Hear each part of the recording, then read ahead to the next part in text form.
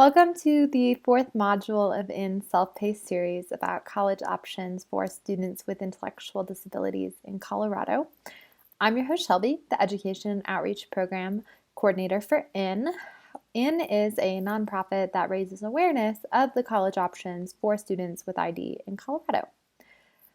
So many special education teacher preparation programs often focus on vocational programming and daily living skills. The idea of college is new to most of us in the field. Because of that, a common question teachers and parents have, as well as students themselves, is how to prepare for college. In this section, you'll receive tips and strategies to empower students and families with the support and tools they need to consider college as an option. For family members who might be tuning in, while some of the recommendations in this section will be more specific to educators, there are many strategies in this section that you can apply within your own home to help prepare your student for college. If you'd like to hear more directly from parents of college students or college students themselves about their tips for preparing for college, I've included links to recorded speaker panels in the additional resources for this module. By the end of the section, you'll be prepared to discuss college options with students and families while honoring choice, teach self-advocacy and other important skills for college, and advocate for inclusive opportunities to prepare students for future inclusion. As we go, it's possible that not all of the strategies will be feasible or relevant for you. My hope is that you'll find a few new ideas that will work for you. If you take away nothing else, the most important thing to remember is that starting early is critical. The UP program at Western Carolina University has a tip sheet for parents that I really like. You can find it in the additional module resources. The first paragraph reads, "Parents are quickly learning about the availability of college programs for their children with ID, and they are seeking admission to them at an unprecedented rate. As they do, they often ask us, what can we do to increase the chance our child will be admitted? Unfortunately, when they ask the question, it is often too late for them to do the kinds of things that will ready their child for college. The kinds of attitudes and activities that are most important should begin early in life and continue until the individual is ready to enter college." So that's not to say that if you haven't already started, that it's too late for your student to be able to go to college. It's more to highlight the importance of having a long time to be able to really do those things that can make a student more competitive when looking at college in terms of the college preparation that they've had access to. So that preparation, starting as early as elementary school, if not earlier, includes discussions with students about their post-secondary options, person-centered planning, development of self-advocacy, spending time in inclusive settings, and visits to college campuses. In this section, we'll share ideas and resources so you can help prepare your students, regardless of age or ability, to decide for themselves if college is their next step. Finally, for the last bit of housekeeping before we dive in, if you are looking to receive professional development hours for this module, after watching the video, complete the reflection questions via the Google form linked in the video description. I'll start by talking about changing the conversation about college. Did you know that teachers' expectations have a greater impact on a student becoming employed or going to college than a student's skills or disabilities? That's according to Think College, a national organization that collects data on the impact of college for students with intellectual disabilities across the country. That means that you, as a teacher, your beliefs truly have an impact on your student and their future, beyond anything that we're going to talk about in terms of skills that students might need for college. Just talking about college and believing in students has a tremendous impact on their future outcomes. You might often hear college graduates without disabilities reflect on their childhoods and say things like, "It was always expected that I'd go to college. We talked about it growing up." Unfortunately, due to lack of information as well as misinformation, many students with disabilities don't have these same conversations with their families and teachers. In fact, Many students with ID have never been asked if they would like to go to college. As a teacher or parent, you can plant the seed early. The message of college as an option not only motivates students and their families, but can influence more inclusive placement decisions, as well as the types of instruction students have access to. Because college attendance can seem out of reach, starting this conversation early gives time for students to think ahead and for parents to navigate the questions they have. Here are some ways you can begin the conversation about college. As early as elementary school, make a habit of asking students and their families about their goals after high school each time you meet them and each time you review their IEP with them. Be sure to bring up the idea of college directly. Many parents may not be aware this is an option and may not bring it up on their own. On the flip side, for parents who are listening, teachers still may not know that this is an option. And so you may be the one who also needs to bring the information with you to the meeting, because if no one's talking about it, then nobody really knows that that goal exists for the student. The next tip is to invite students with disabilities who have gone to college to come speak with your class or share a video of them at an open house or IEP meeting. The third tip is, as students get older and begin taking field trips to colleges, usually starting around 8th grade, ensure your class attends a college that offers inclusive services as part of the tours. I often see students with ID who've started to participate on field trips to colleges, but they're taking those trips to colleges where they're not offering services, meaning that they're touring a college that isn't actually a viable option for them. We have schools that offer these services in our state, and so I think it's really important that we start to kind of change the expectation about what schools students are visiting and why. The last piece you can do is to sign up for IN's monthly newsletter and forward our student stories from IN to your students and families. That's just another way for them to get more perspective, to get more information, and again, to kind of just change the mindset of what is possible in terms of college. You might be thinking it's not really that simple. If you're like many teachers, you might be worried that presenting college as an option is setting your student up for an unrealistic goal.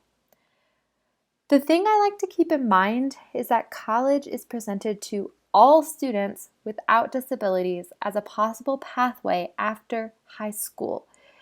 This starts as early as elementary school and happens regardless of a student's background, their desires, anything that might be influencing whether or not they will go on to college. We are presenting it as a general option for all students without disabilities.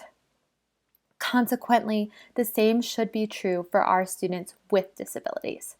Whether or not we are the one who tells students about college as an option, families will learn about the college options. By presenting college as an option, you are allowing families to make more informed decisions and opening space for more honest conversation about the student's goals and possibilities. Just like any other student, students with ID have the right to discern for themselves if college is a path for them. Educating students and families about their options and preparing them to participate in a variety of post-high school options should be the goal, whether that's college, employment, or something else. Students' individual choice and hopes and dreams should remain paramount.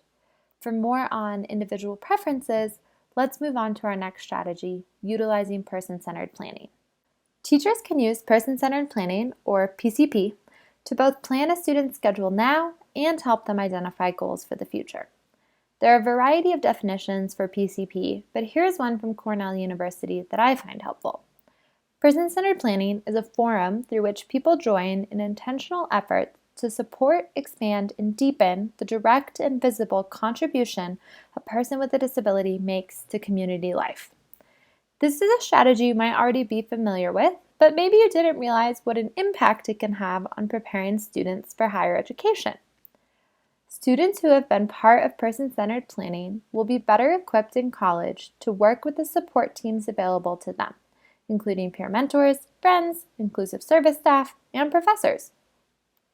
Person-centered planning will help them feel more confident expressing their goals, describing what supports they need, and accepting help and feedback from others. To some extent, motivation and goals contribute to overall success of students in college more than any specific skill set related to academics or social life. There are many types of PCPs, such as PATH and MAPS. In addition, Speak Up Colorado is a class designed to teach people with disabilities to lead their own person-driven plan. Depending on your location, there may even be local community organizations who can facilitate these PCPs for the students, meeting at the classroom with the student, teachers, family, and important friends and relatives to develop a meaningful PCP. After working through a PCP, the IEP team and others can adjust the students' classes, community experiences, and IEP goals to support their long-term plan. Person-centered planning can be done in preparation for or in combination with a student's IEP meeting. In addition to the formal strategies of person-centered planning options listed above, here are some other ways to ensure the student is included in their IEP. Begin IEP development early.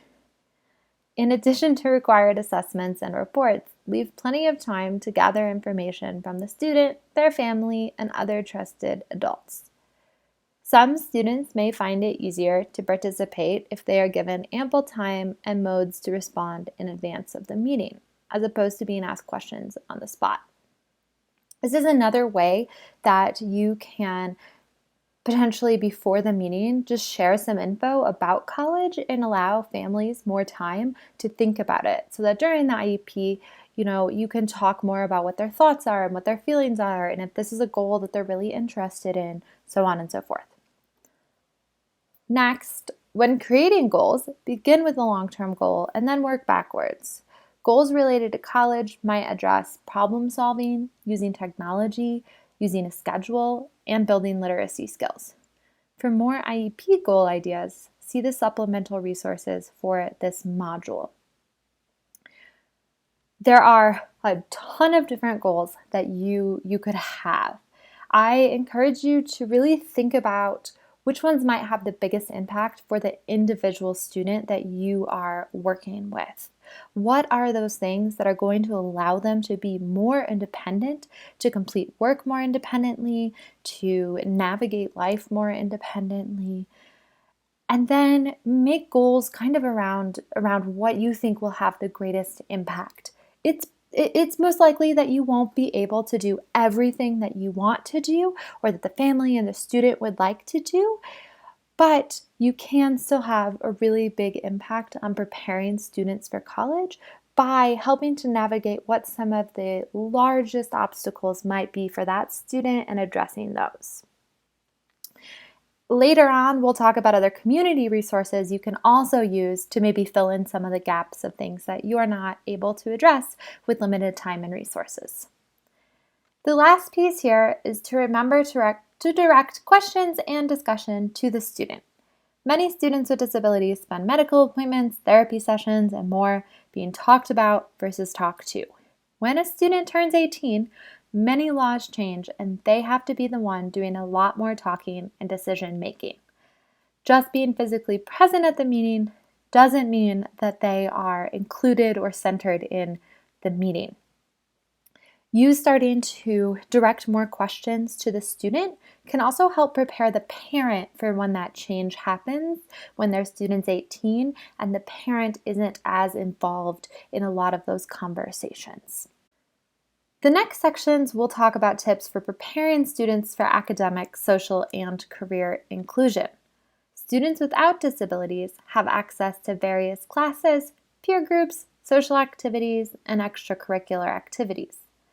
For students with disabilities, however, a self-contained environment is often the default placement. College students with disabilities, just like students without disabilities, will learn, work, and live in inclusive communities. It is paramount, therefore, that they learn how to succeed in these environments as early as possible. The tips in this section and those that follow are broken out by elementary, middle, and high school. These are just a general guide. Many of the strategies can be used at any grade level. You might find that some recommendations for elementary age students are super relevant to your older students or vice versa. I also recognize not all of these will be feasible for everyone, and that's completely okay. That's why we chose to include more than you might need. I trust you to pick the ideas that fit the needs of your own students. To start things off, let's hear one student talk about what inclusion is like in college. My name is Brendan, and I go to UNC Greeley. Best part is everything. Because I do like walk by the campus. I'm also in the club sport right now, up to taekwondo and rugby. For Bavarian Science, I'm working an internship at Crabtree Brewery, and I think it's my first choice to do my major because I like to study about beer, how you make beer, and how you make any types of beer. I'm a IPA kind of guy. Me and my parents are still talking about we're going to live in Tennessee, Nashville, Tennessee, to work as a brewer there because they have a cool football team I wanted to see. So, and I really want to be a brewer, to head of the brewer, uh, to work my own job there. I'm ready to graduate. I probably miss my friends at college. It's kind of hard for it. So, and also it's going too fast for me and for everybody. Let's get into academic inclusion. Starting in elementary school, encourage inclusion in general education classes as much as possible. The type of classroom students are in early in their academic careers often sets the foundation for future grades. General education settings provide much needed experience for students regarding appropriate classroom behavior, academic expectations, and more. I recognize this is not possible in all situations, in all school districts, in all areas of our state. And so do take this with a grain of salt. If it's not possible for a student to participate in a general education setting, it is still possible for them to go to college. It is also still possible for them to develop the skills that they will need. It may take a little more intentionality outside of the school setting, but certainly I have seen students who have been in self-contained classrooms attend college and succeed. In middle school and high school, if possible, continue to advocate for students to take standard education classes within the general education setting. This helps to ensure students are taking classes that are challenging and are continuing to support their development in areas like reading and writing. Learning to navigate this type of setting will prepare students with skills for navigating a typical college class. Especially in high school, a lot of the classes like science and history are really set up in ways that may be similar to classes students are going to be taking in college. Maybe they won't take those subjects if they're not the subjects of interest to them, but just kind of to give you an example of the similarities between class structure in general education settings in high school and college. The next piece is to develop academic interests. A key part of college is taking classes in your area of interest. Exploring academic interests before college can help students find the best fit for classes when they do get to college. This can be done by taking academic classes, listening to audiobooks, watching documentaries, and talking about what the student is learning.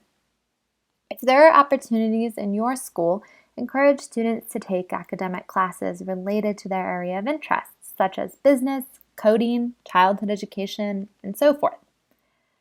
Regardless of their specific interests, college requires accessing books and thinking about different content areas. Students should develop the ability to communicate key ideas about what they are learning. Explore assistive technology tools, devices, and software that help students access books and curriculum independently. Many students receiving inclusive service support in college choose to use online textbooks or audiobooks as they have many accessibility features. Experiment with your students to choose which options work best for them. Some examples are using tools that offer speech to text or text to speech, learning to use the accessible features on a smartphone, and practicing listening to digital books that highlight the words and read out loud to the student. All college students use tools to support their success. Students with disabilities are no different and will be best prepared for an inclusive academic college setting if they have a toolkit of resources they are already familiar with using. Next, we'll talk about inclusion within the employment setting. Students with intellectual disabilities that enroll in higher education programs have a 135% increase in employability, and the jobs aren't the traditionally acquired jobs for people with ID. Students with intellectual disabilities who have attended college have shown a 28% decrease in food preparation industries and a 59% drop in cleaning and maintenance occupations compared to their peers with ID who have not continued their education. One of the most important aspects of attending college is working towards a clear career goal. Unfortunately, it's very common for people to avoid asking students with ID about their future plans. While the colleges certainly work with students to help narrow down or expand career options, it's helpful for students to arrive with a little more information about their specific hopes and dreams for work. Having a career goal also helps in the college search, as students are able to look for a school that actually offers what they want to study. Consequently, before getting into specific strategies, I'm going to talk a bit about different types of students with different career goals. First is a student who has a vague goal. The most common one seen by inclusive service offices are students who want to go into something like counseling or business, but do not have many specifics around what within those fields interests them. With these students, college preparation might include working with students to discover what they like about the field they've selected in order to provide a little extra goal direction. Next is a student with a really specific goal that might not be obtainable in Colorado. For example, a student who wants to go into marine biology in a state where we do not have an ocean. With this student, efforts might focus on broadening their career goal, again by highlighting what specifically interests them, but with the intent of finding more areas of interest that might be more obtainable in our state. Another common case I've seen is the student who wants to go to college but who does not have a career goal in alignment with going to college. For example, the student who wants to work at the grocery store. In these cases, I find it helpful to talk to the student about their reasons for going to college. Sometimes you'll learn the student doesn't actually want to continue taking classes and is only interested in the social aspects of college, suggesting the need for a frank conversation about whether college is the right pathway.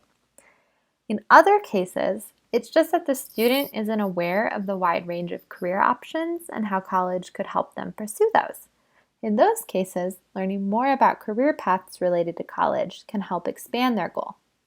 Either way, it's worth a little bit of digging to talk with the student to make sure that college is the path that will help them progress towards their career goal.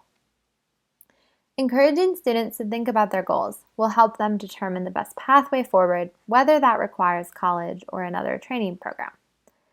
The following tips go beyond conversation and are intended as ways to help students explore career interests and hone in on their specific passions, as well as take on internships, competitive jobs, and more. As a teacher, you're probably already doing some of these things. Hopefully, this will give you a new idea or two or reinforce the importance of the work you are already doing with your students. We'll start with elementary age students. Even young children can get exposure to possible careers. Encourage career exploration through reading and discussing. Read books about career choices such as I Want to Be Like Pop and Joe by Joe Mock and discuss students' interests and dreams with them. You could also take field trips to a variety of workplaces and ask questions about the different roles employees have. Ask students which jobs appeal to them or remind them of things they already do. You can begin by asking students and their families what kind of activities and hobbies they enjoy. These are often great places to begin learning about career options. For example, if a family enjoys live music together, see what concert halls or DJs may be available for students to visit and/or interview. Next is inviting guest speakers to come share about their job with students. Specifically, seek out those with disabilities who have obtained competitive, fulfilling jobs, and maybe even those who have graduated from college themselves.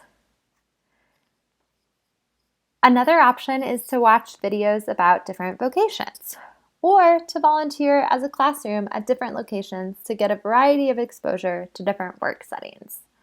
A lot of these really focus on just presenting different careers as opportunities.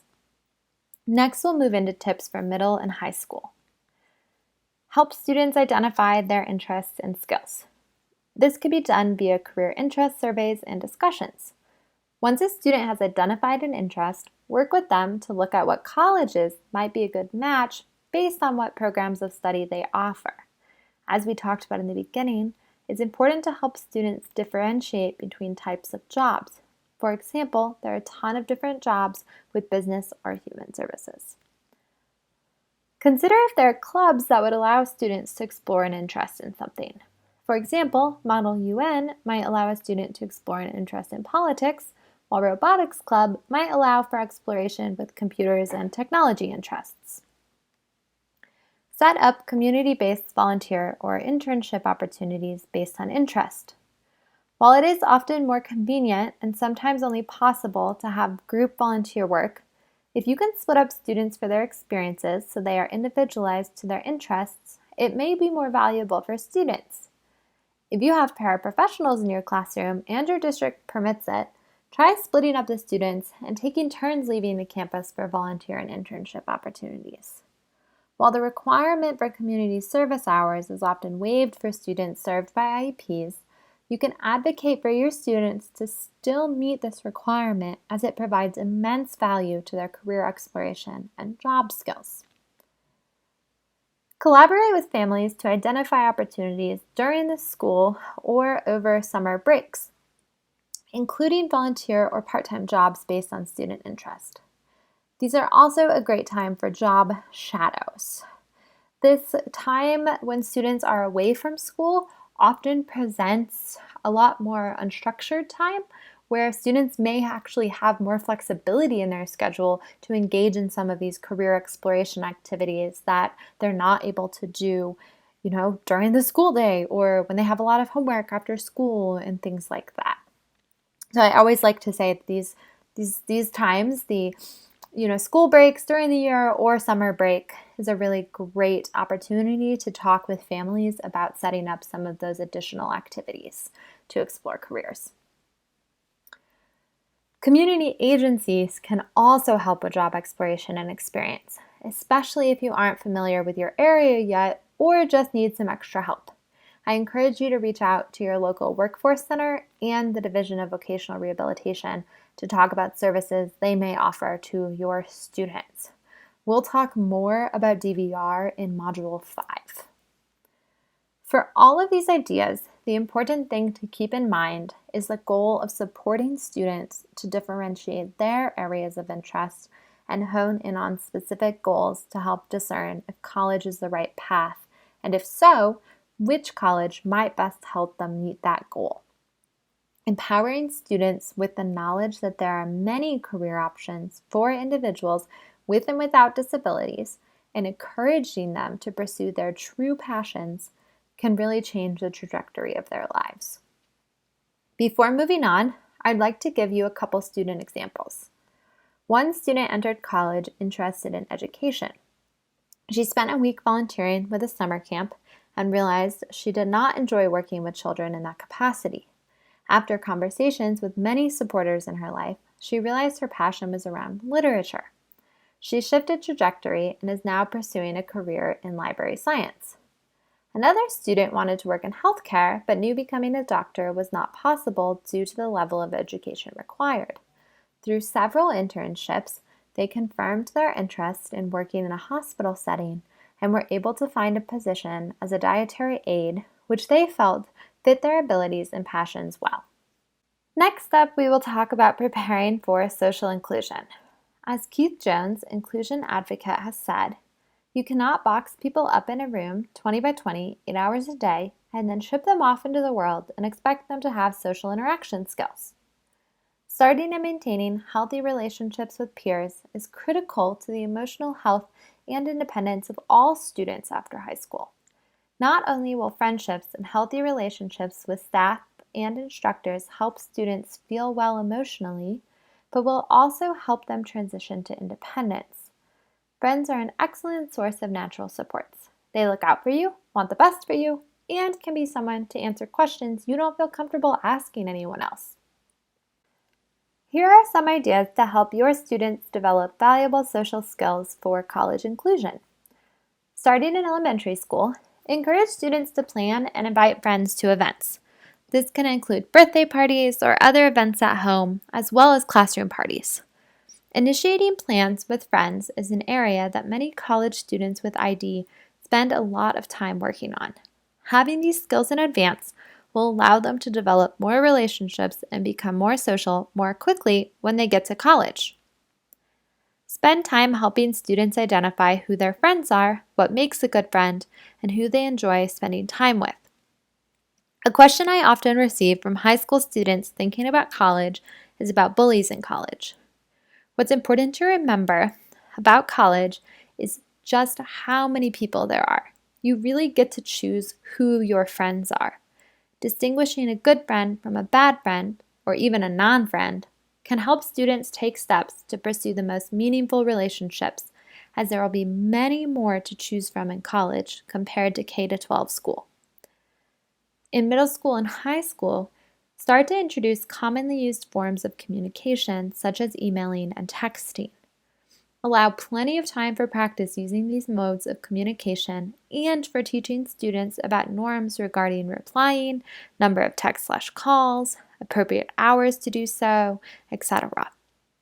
Although some schools may not allow cell phone usage or social media sites on school computers, if it is an identified IEP goal, schools may adjust IT settings or waive rules for teachers supporting students in this area. On a college campus, people are dispersed across a large area, and students can no longer just rely on connecting with someone just by seeing them in the halls. Again, really showing how important email and texting can be just to stay involved socially. Help students identify activity listings on websites and choose their preferred activity, including learning how to sign up and register for chosen activities. This could be practiced by accessing the school website and choosing games, dances, etc. to attend and adding them to a schedule. Most colleges will have a portal for campus activities where students can go to find out what's going on around campus.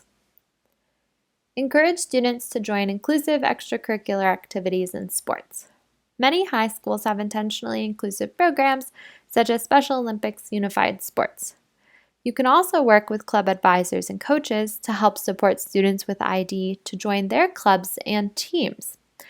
As I've mentioned in the past sections, inclusive higher education involves interacting with lots of different people in an inclusive setting. Practicing that in high school can prepare students with the strategies they need to be successful in college clubs and activities. Recruit and train peer mentors to support students when appropriate. Training is essential with peer mentors to ensure the relationship is equitable as well as supportive. When done effectively, peer mentoring helps students learn things that aren't as easy to teach via direct instruction. The goal to keep in mind with social preparation for college is getting involved in making plans. Most college students find themselves having to take a more active role in their social lives once they get to college, and that should be what we are preparing students with disabilities to do as well. There are many skills that support success in college that might not be as obvious, but may be just as important as preparation for academics, career, and social life. In this section, I'll talk more about skills that foster independence.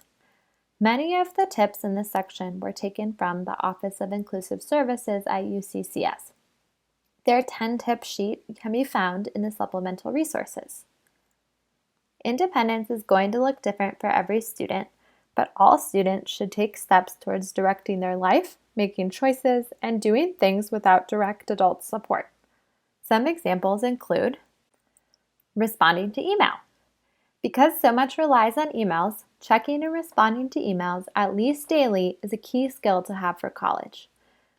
Professors send emails about class, employers send emails, support staff send emails. This can be a shift from high school where a lot is communicated to students in person throughout the day. Using a calendar and following a schedule. In college, students will be expected to make it to meetings, work shifts, and classes all over campus and in the local community. A calendar helps to keep track of everything they have going on and gives them more responsibility for their own schedule, as opposed to, let's say, another adult who's reminding them of things that are coming up. Get lunch and snacks. At universities, there are generally dining halls students can go to for lunch. In contrast to high school, there's a lot of options for which one to go to, what to eat that day, what time to go, who to meet there, how many times your meal plan allows you to visit the dining hall each week, and so forth. Practicing independence in regards to getting food for oneself is a step that can help prepare for this shift. Find classes. In college, students will be navigating a large campus with many buildings. There are peer mentors who can help students when they first arrive to learn about the campus layout. But students having some familiarity with the responsibility for finding their classes in high school will enter college more prepared for that shift to independence. To prepare for independence, students might also take on more responsibilities at home. When they arrive at college, they will have a lot to learn. Starting to practice some skills at home can make the transition easier. If you are a teacher, you might consider talking to your student and their family about implementing some of these at home as part of the college preparation process. For starters, work on using an alarm to get up. Early morning college classes do exist, as well as work schedules. The more independent a student can be in getting up for the day and getting going with their morning routine in order to be on time for things that they might have going on is really helpful. Similar to that is just being on time. You can work on this by teaching students to set reminders on their phone and allowing plenty of time to get to wherever they are going. As a college student, they'll be expected to take responsibility for their own tardiness. One of the things that I think is different for college students that sometimes is overlooked is having to plan time to get across campus to your class, or having to plan time to get from class to work, wherever that might be in the local community, or planning out how long it's going to take the bus or a shuttle. Things like that. And so really working with students to, again, set those reminders, especially electronic reminders that don't depend on another person telling them when they need to leave or go somewhere. Next is develop a system for students to keep track of their schedule. So like I already said, in college, students will have classes, meetings with peers, tutors, staff, clubs, social events, lots of different things to keep track of. Having a way to self-manage that is really helpful. Similarly, self-managing medication is an important skill that can set students up for, again, more independence, especially if they want to move away from home. For medication, one way that families can start to practice more independence in that regard might be with vitamins and having students plan out their own kind of vitamin schedule and then transitioning to other more critical medications they might be having to take. So, another thing that kind of falls into independent living skills, especially for students who want to live in an apartment, is cooking food for yourself. Students don't need to have a super big repertoire of kitchen skills, but just having a few staple meals they can make for themselves will help set them up for that transition to having and managing their own kitchen in an apartment setting. There's also doing your own laundry. I know a lot of students with disabilities who don't do this one, but it is another way for students to practice having more responsibility and independence around home, and again, preparing to take on more of those roles when they do transition away from home, if that's their choice for college. The next one is really for all students, and it's packing your backpack and lunch for the day. There is not someone who is going to help you do that at college. It is the student's responsibility to remember things like their computer charger or things to take notes or snacks or water or whatever they need for the day on campus. One of the benefits to practicing these things while still at home is parents or teachers are able to work with a student to problem solve solutions to challenges that they face. For example, if a student always forgets their charger, you might help them come up with a visual reminder system for what goes into their bag. Another one is for students who do not drive, learning to use public transit. That can provide a really great step towards independence. This includes ensuring that the student is explicitly taught and has practice using public transportation with mapping, scheduling, recognizing landmarks and stops, using a bus pass, appropriate bus etiquette, and general safety. Many city transit systems offer group or individualized transit training and assessments that teachers can partner with or refer families to support their students to develop those transit skills. While this may not be feasible in some rural areas, it's helpful to try to navigate whatever transportation options are available, or even just practicing getting from one place to another place, whether that's on foot or on a bike, however your environment allows for you to practice more of that kind of independent navigation of a local community. Whether students live on or off campus, access and familiarity with public transportation will help students connect with one another to campus and again, just provide more independence. The final area I'll note is money management. This includes developing a budget, using a bank card, using an online banking app, having students pay for things on their own, and learning what to do if they've lost their bank card or have run out of cash. As a teacher, your role here might be more focused on conversing with families to encourage these behaviors at home. And again, that's a lot of different things, but it might be just taking one of them and working with students to prepare in that regard.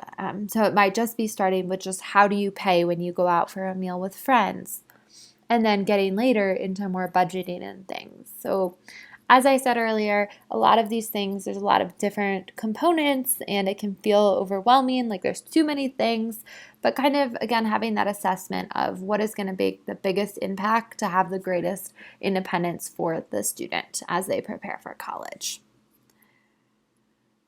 I also recommend connecting families with additional community resources to assist with skills and routines at home and in the community.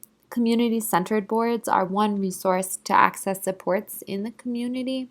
For more information on connecting with community resources, check out Module 5, where I'll go a lot more in depth on what they offer, how to get connected, who's eligible, and some other kind of tips around community resources that can help students prepare for college.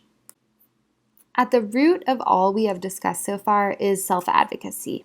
Some of us often think of self-advocates as people who work on disability rights, perhaps giving speeches or being involved in activism in some capacity.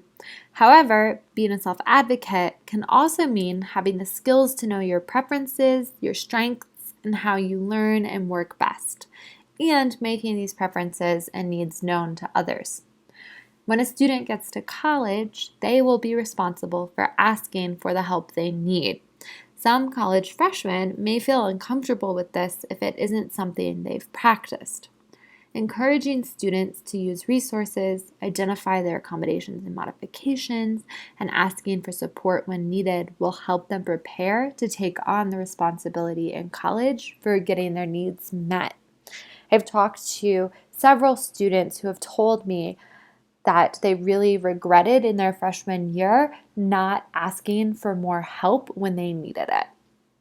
Encouraging self-advocacy begins as soon as students are able to communicate, however they do so, verbally, using an aid, pointing, nodding, a picture exchange, whatever works for that individual to convey their preferences. Some additional strategies to build self-advocacy include incorporating choice and decision-making into as many elements of the school day as possible.